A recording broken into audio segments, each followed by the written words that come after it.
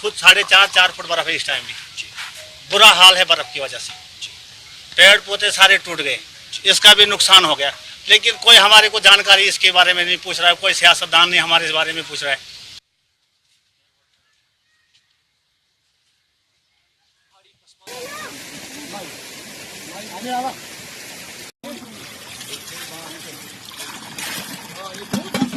सबसे पहले 1 महीने से पानी नहीं आ रही है। जाओ पीछे दफ्तर, वो बोलते हैं जी हमने आपको सिटाव बेचा है, वहाँ हमारे बंदे आ गए।